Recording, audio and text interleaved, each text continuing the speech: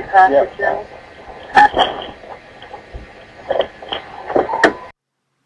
Welcome to policeabuse.com. I'm Tyra Farrell.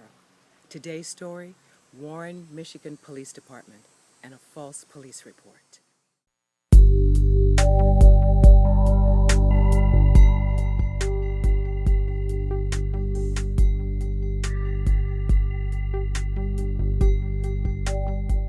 Because I received police misconduct, assault and harassment from a female officer with the Warren Police Department. This here is a written statement from my neighbor. You can probably see her name there, Suzanne K. Maxwell, and her 4 children witnessed this abuse towards me in my own driveway, just trying to get to work.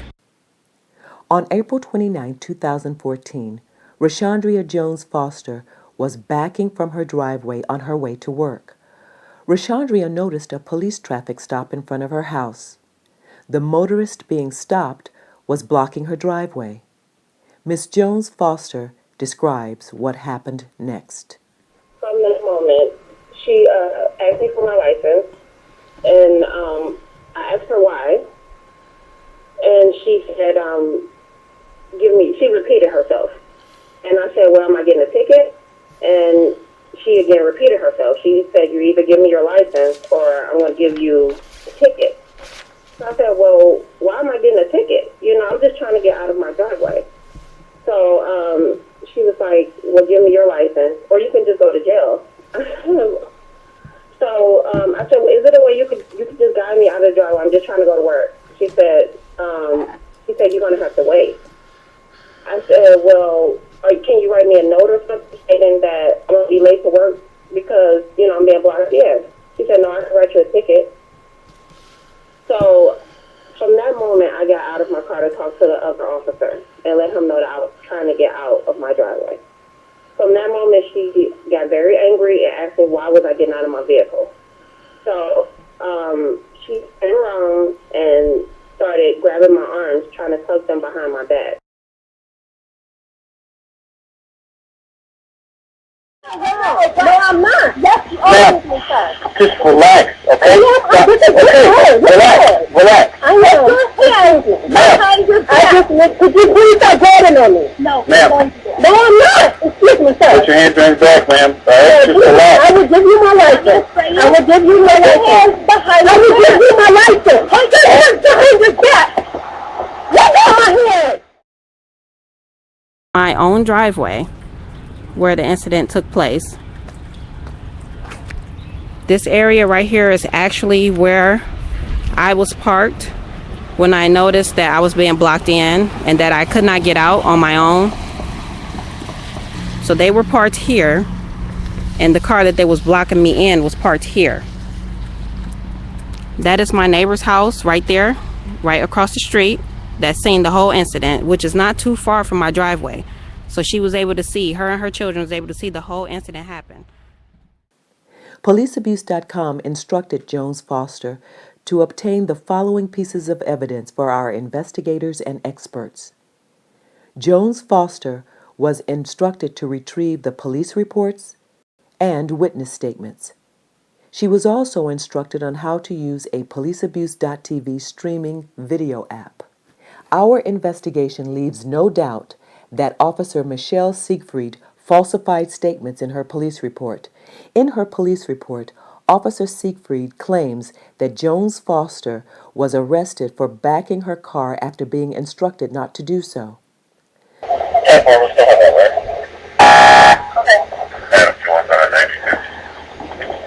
But this false statement does not stand up to scrutiny when one reviews the police dash cam. In fact, what actually happened was that Officer Siegfried's partner was instructing Miss Jones Foster to back up in the driveway at the very moment Officer Siegfried claims that Jones Foster was running the officer down with her vehicle and driving dangerously.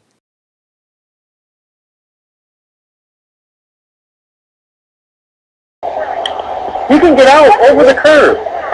You can get out over the curb. Officer Siegfried also claims that Jones Foster blew her horn excessively, causing her to be charged with excessive use of the horn. This allegation is a lie. We have reviewed the dash cam video. At no time did Jones Foster blow her horn in an excessive manner consistent with what Officer Siegfried wrote in her police report. Okay, well, we'll still have that, right?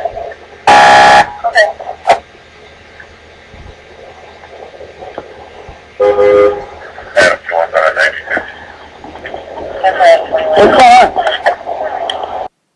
But the most important evidence came from Jones Foster's witness, who saw the entire event from across the street.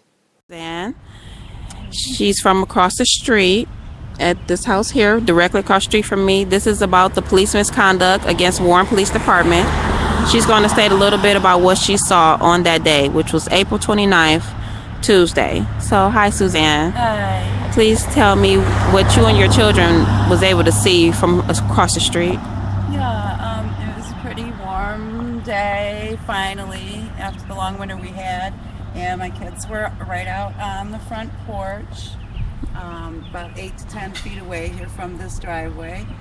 And we heard a commotion. We saw a car being pulled over, and the car was pulled over the bumper to about here, blocking this bottom portion of her driveway, of Rashandra's driveway. Neighbor Rashandria, back up her car, and then all of a sudden the woman officer, she's kind of short with blonde hair, she come running from the street as she was backing up and said, why the fuck are you trying to back up? It was her wording. And then she ran over, and Rashandria tried to get out to see, and then she saw her running over, so she got back in, didn't really get all the way out. And the woman officer ripped open her door and grabbed her by her hair, basically, pulled her out, flipped her hat off on the ground. I'm pretty sure it was, she said she's going to mace her. She had a can of mace in her hand, and basically was jerking her around. Then all of a sudden we saw her handcuffed, and then she was led down here to sit on the ground for about 20 minutes on the ground handcuffed while they took care of this other couple. And then the man officer finally came over. I don't know if he ran her driver's license and all that, but he allowed her to finally, after she was sitting here for 20 minutes behind the car, he basically guided and told her she could just go on off to work. Jones Foster's witness reported the events exactly as Jones Foster described them to policeabuse.com.